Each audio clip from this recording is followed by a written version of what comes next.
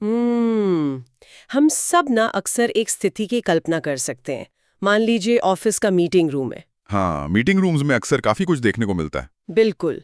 तो उस meeting room में एक बॉस बैठा है जो गुस्से से एकदम लाल है, जोर जोर से चिल्ला रहा है और मेज पे मुक्का मार रहा है। तो पहली नजर में देखने पर तो ऐसा ही लगेगा ना कि उस कमरे में पूरी सत्ता या कह लें जो पावर है वो उसी के पास है। जाहिर सी बात है, जो सबसे ज्यादा शोर मचा रहा है लोग उसी को पावरफुल मान लेते हैं। राइट। लेकिन असलियत कुछ और ही है। अगर हम इसे मनोवैज्ञानिक नजरिए से देखें तो जो इंसान उस वक्त चिल्ला रहा है वो असल में उस कमरे का सबसे कमजोर व्यक्ति है। बहुत ही दिलचस्प पॉइंट है ये, क्योंकि वो इंसान अपना नियंत्रण खो चुका है। एब्सोल्युटली, वो अपना कंट्रोल खो चुका है। तो आज की हमारी इस विस्तृत चर्चा में हम कुछ ऐसा ही करने वाले हैं। हम चीजों को पूरी तरह से पलट कर देखेंगे। मतलब हम सतह के नीचे जो चल रहा है उस पर बात करेंगे। हाँ, हम एक तरह से एक ऐसे जादुई चश्मे को पहनने जा रहे हैं जो समाज के इस शराफत और बनावटी आदर्शों वाले मुखौटे को उतार देता है। ओहो, जादुई चश्मा, ये एनालॉजी मुझे बहुत पसंद आई। शुक्रिया। और जब ये मुखौटा हटता है ना, तो इंसानों के जो असली इरादे हैं, उनके जो डर हैं और उनकी असुरक्षाएं बिल्कुल साफ नजर आने लगती हैं।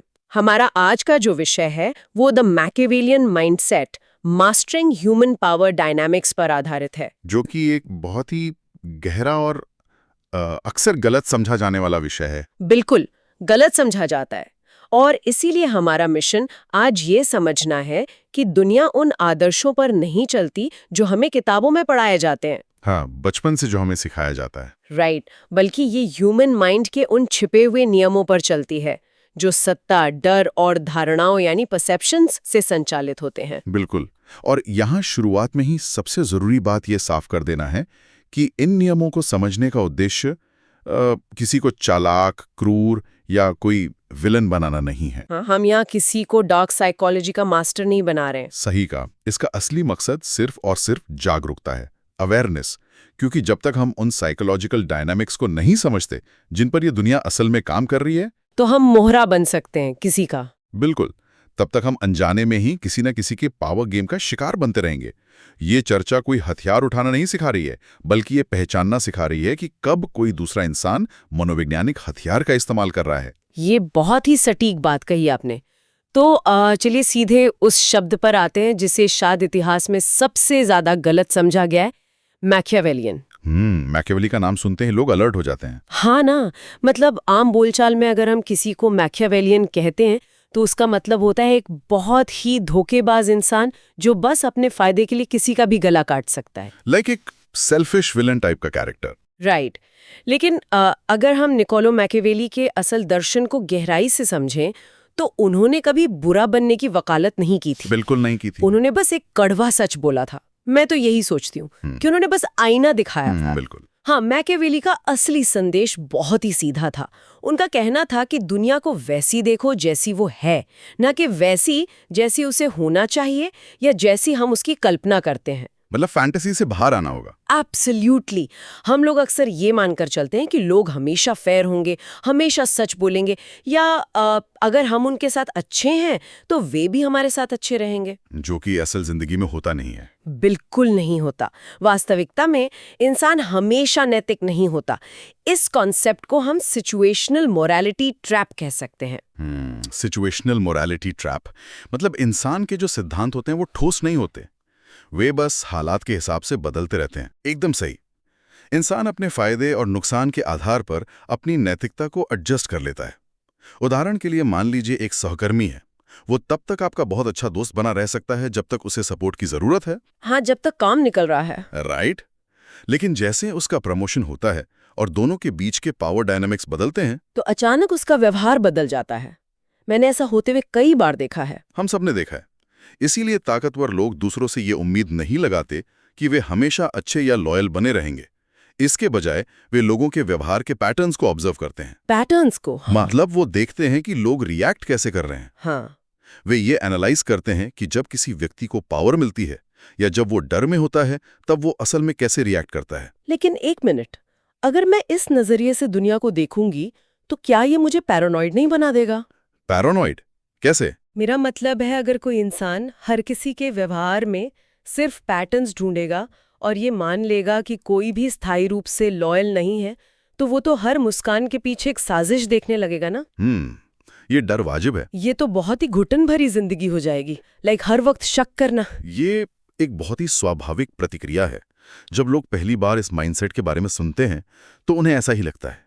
लेकिन यहाँ ना पैरानोया और अवेयरनेस के बीच का फर्क समझना बहुत जरूरी है। अच्छा, दोनों में क्या फर्क है? पैरानोया का मतलब है बिना किसी सबूत के डरना। ये मान लेना कि हर कोई आपको नुकसान ही पहुंचाना चाहता है। ये बहुत नेगेटिव है और ये इंसान की ऊर्जा को खत्म करता है। हाँ, वो तो बहुत थका देने वाला होगा। बिल्कुल। जबकि अवेयरनेस या जागरूकता का मतलब है बस सच्चाई को स्वीकार करना। ओके। ये स्वीकार करना कि हर मुस्कान का मतलब गहरी दोस्ती नहीं होता और हर वादा पत्थर की लकीर नहीं होता। जब कोई इसे दिल से स्वीकार कर लेता है तो वो इंसान कड़वा नहीं होता, बल्कि वो संतुलित हो जाता है, बैलेंस्ड हो जाता है। ओहो, मतलब जब झूठी उम्मीदें ही नहीं होंगी तो कोई निराश भी नहीं कर पाएगा। एब्सोल्युटली। और तब इंसान चीजों को स्पष्ट रूप से देखकर बहुत बेहतर और शांत फैसले ले पाएगा। ठीक कहा आपने। और जब कोई ये सच्चाई को स्वीकार कर लेता है तब उसे ये भी समझ में आने लगता है कि समाज में जिसे हम सत्ता या पावर कहते हैं वो असल में कैसे काम करती है। जो कि वैसा बिल्कुल नहीं है जैसा हमें फिल्मों में दिखाते हैं। फिल्मों में तो बस चिल्लाना और हथियारों का खेल दिखाते हैं। राइट। और यहीं पर मुझे ना सोर्स मटेरियल में विजिबल पावर और इनविजिबल पावर का कॉन्सेप्ट बहुत दिलचस्प लगा। हाँ, ये बहुत ही पावरफुल कॉन्सेप्ट है। मतलब विजिबल पावर यानी वो जो हमें साफ दिखती है, लाइक किसी का बहुत बड़ा पद हो गया या पुलिस की वर्दी हो गई या किसी बहुत बड़ी कंपनी के सीईओ का टाइटल। लेकिन यहाँ कैच ये है कि विजिबल पावर अक्सर बहुत कमजोर होती है। कमजोर कैसे? वो तो सबसे ज्यादा ताकतवर लगनी चाहिए। क्योंकि वो एक बाहरी ढांचे पर टिकी होती है ना।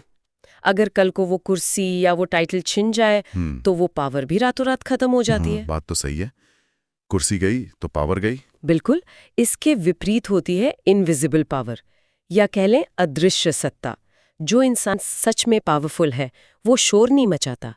उसे बार बार लोगों को ये याद दिलाने की जरूरत ही नहीं पड़ती कि बॉस कौन है। इसके लिए ना हम एक एनालॉजी लेते हैं। मुझे एनालॉजीज बहुत पसंद है। हाँ, बिल्कुल बताइए। हम कह सकते हैं कि विजिबल पावर एक बहुत ही तेज बजने वाले सायरन की तरह है। वो सायरन तुरंत ध्यान तो खींच लेता है। हाँ, कान फटने लगते हैं। राइट। लेकिन वो सिर्फ एक शोर है जिससे लोग परेशान होते हैं और उसे बंद करना चाहते हैं। जबकि इनविजिबल पावर उस साइलेंट कंप्यूटर सॉफ्टवेयर की तरह है जो पीछे बैकग्राउंड में बिना कोई आवाज किए चल रहा है, लेकिन असल में पूरा का पूरा सिस्टम उसी पे निर्भर है। अरे वाह, ये बहुत ही सटीक उदाहरण दिया आपने। और अगर हम सोचें कि वो साइलेंट सॉफ्टवेयर असल में काम कैसे करता है, उसका सबसे बड़ा नियम ये है कि पावर जोर जबरदस्ती या चिल्लाने से नहीं आती, बल्कि वो निर्भरता से आती है। डिपेंडेंस। मतलब लोग आप पे डिपेंडेंट हो जाएं। हाँ, सच में पावरफुल लोग दूसरों पर हुक्म चलाने की कोशिश नहीं करते। वे खुद को इररिप्लेसेबल बनाते हैं, जिसकी जगह कोई और ना ले सके। एब्सोल्युटली। वे सिस्टम के किसी ऐसे हिस्से को कंट्रोल करते हैं या कोई ऐसी खास स्किल रखते हैं जिसे कोई और रिप्लेस नहीं कर सकता। और जब लोग आप पर निर्भर होते हैं तो सत्ता अपने आप स्वाभाविक रूप से आपके पास आ जाती है। लेकिन एक सवाल है यहाँ, खुद को इररिप्लेसेबल बनाने का मतलब ये तो नहीं ना कि इंसान सारा का सारा काम खुद ही करने लगे और बेचारा ओवरबर्डन्ड हो जाए। नहीं, बिल्कुल नहीं। गधा मजदूरी करने से कोई पावरफुल नहीं बनता। इसका मतलब यह है कि आप क्रिटिकल बॉटलनेक्स को कंट्रोल करते हैं। ओके, जो सबसे जरूरी फैसले हैं। हाँ, आप वो इंसान बनते हैं जिसके पास समाधान है। और ऐसा करने के लिए ना एक बहुत ही महत्वपूर्ण चीज की जरूरत होती है। वो क्या? अपने पावर लीक्स को रोकना। Power leaks? जैसे गुस्सा हो गया, ईर्ष्या हो गई या असुरक्षा की भावना। बिल्कुल सही। अब देखिए, जब कोई व्यक्ति गुस्से में रिएक्ट करता है तो वो असल में क्या कर रहा होता है? वो बस चिल्ला रहा होता है। वो उससे भी ज्यादा कुछ कर रहा है। वो सामने वाले को ये बता रहा होता है कि उसकी दुखती रग कहाँ है। वो अपनी भावनाएं प्रदर्शित करके असल में अपनी सत्ता खो रहा होता है। ओहो, मतलब अगर कोई मुझे चिल्लाकर गुस्सा दिला सकता है तो इसका सीधा मतलब है कि वो मुझे कंट्रोल कर रहा है। एब्सोल्युटली। जो इंसान अपनी खुद की भावनाओं को कंट्रोल नहीं कर सकता, वो किसी सिचुएशन या किसी दूसरे व्यक्ति को कैसे कंट्रोल करेगा? ये तो बहुत ही गहरी बात है। इसीलिए जो लोग सच में इनविजिबल पावर रखते हैं वे हमेशा शांत रहते हैं। ये शांति और निर्भरता का खेल बहुत ही गहरा है यार। और अगर पावर इसी में छुपी है तो हमें ये समझना होगा कि असल जिंदगी में लोगों के मनोविज्ञान के साथ ये खेल खेला कैसे जाता है। हाँ, साइकोलॉजिकल लेवल पर क्या होता है।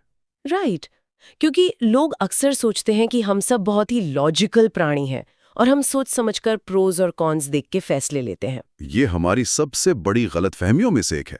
तो सच्चाई क्या है? सच्चाई ये है कि इंसान लॉजिक से नहीं बल्कि डर और ईगो से चलता है।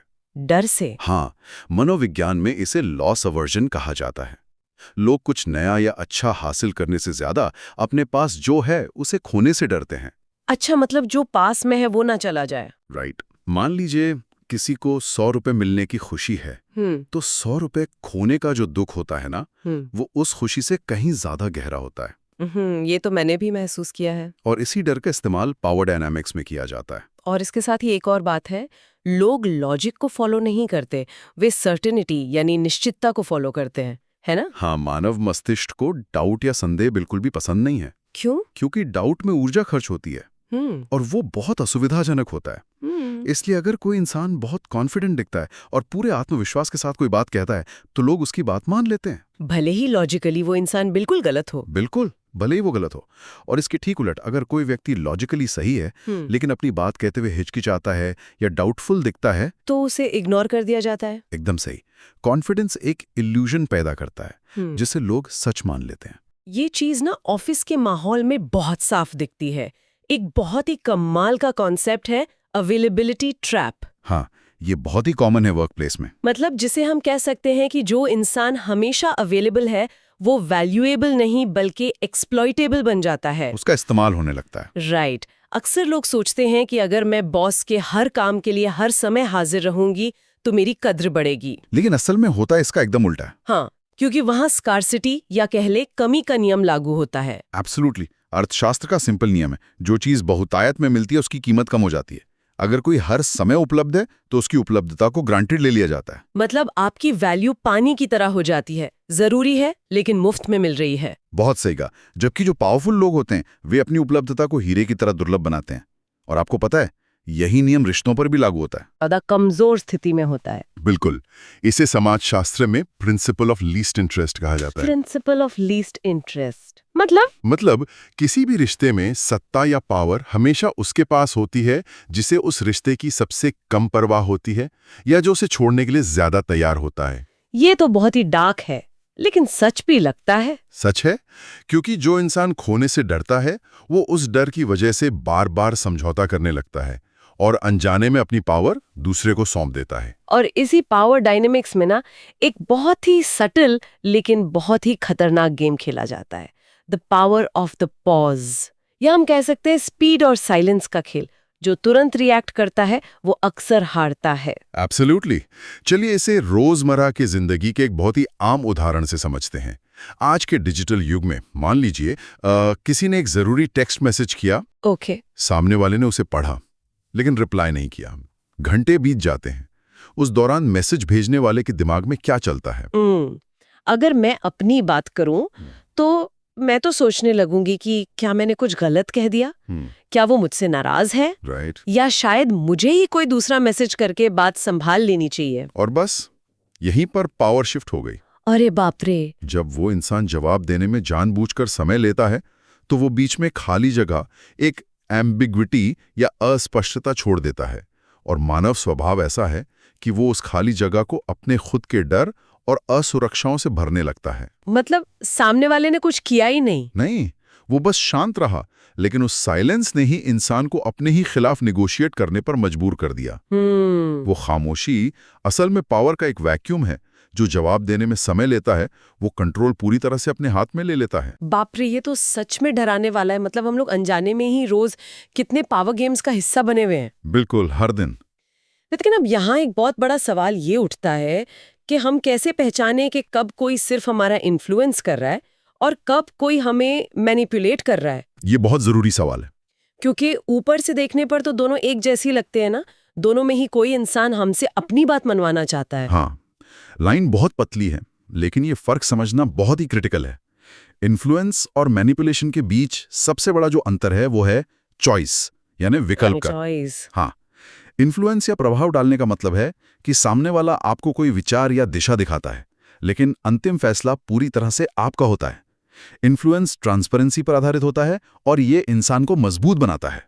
और मैनिपुलेशन में क्या होता है? मैनिपुलेशन में इंसान के पास कोई विकल्प नहीं होता, बल्कि एक ऑब्लिगेशन या मजबूरी पैदा की जाती है।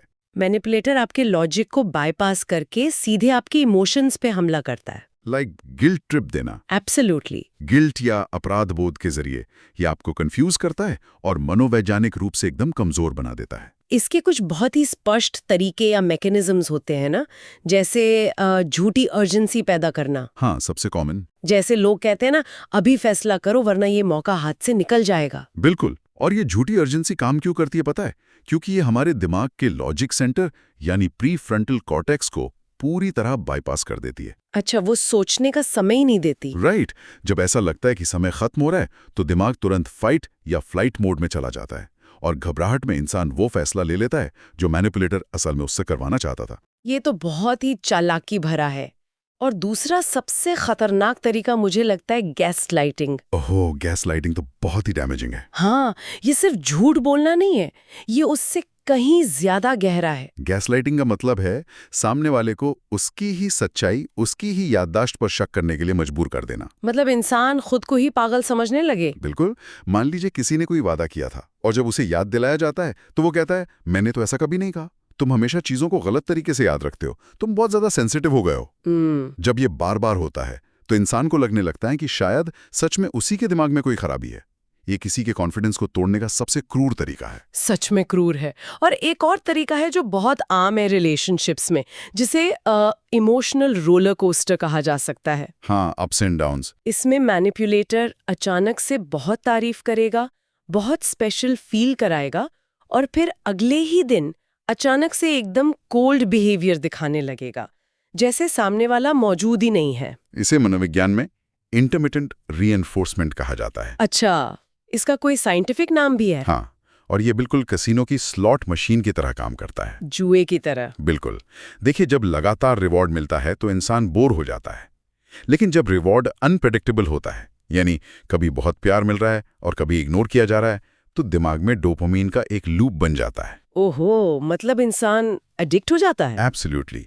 इंसान उस दूसरे व्यक्ति के अप्रूवल का एडिक्ट हो जाता है। वो खुद को ही दोष देने लगता है कि शायद मुझसे ही कोई गलती हुई होगी, इसीलिए उसका व्यवहार बदल गया है। और फिर वो उसे खुश करने के लिए और ज्यादा कोशिश करने लगता है। यही तो मैनिपुलेटर चाहता है। यार, ये सब सुनकर तो ऐसा लगता है कि इंसान हर तरफ से बस घिरा हुआ है। तो इस डार्क साइकोलॉजी से खुद को बचाने का असली तरीका क्या है? तरीका है, और बहुत सॉलिड तरीका है। हाँ? सोर्स मटेरियल में इमोशनल डिटैचमेंट का कॉन्सेप्ट सामने आता है। ये कहा गया है कि ट्रिगर और रिएक्शन के बीच एक स्पेस बनाना ही असली पावर है। बिल्कुल सही। लेकिन सच कहूं तो ये जो शब्द है ना, इमोशनल डिटैचमेंट, ये सुनकर ऐसा लगता है जैसे इंसान को एक पत्थर या रोबोट बन जाना चाहिए जिसका कोई दिल ही ना हो। क्या ये इंसान को दुनिया से बिल्कुल अलग थलग नहीं कर देगा? नहीं नहीं, ऐसा बिल्कुल नहीं है। ये एक बहुत बड़ी गलतफहमी है। तो असली मतलब क्या है इसका? डिटैचमेंट का मतलब दिल का ना होना या संवेदना खो देना नहीं है। इसका मतलब है दिल से अंधा ना होना। दिल से अंधा ना होना। हाँ। हाँ। जब कोई इंसान किसी सिचुएशन में ट्रिगर होता है तो कमजोर व्यक्ति भावनाओं में बहकर तुरंत रिएक्ट करता है। वो चिल्लाएगा या रोएगा, जो कि पावर लीक है। एब्सोल्युटली। लेकिन जो मानसिक रूप से मजबूत है वो अपनी भावनाओं को ऑब्जर्व करता है, उसे भी बुरा लगता है, लेकिन वो तुरंत रिएक्ट नहीं करता। डिटैचमेंट का मतलब दुनिया से कटना नहीं है, ये भीड़ के बीच रहकर भी अपने सेंटर पर टिके रहने की कला है।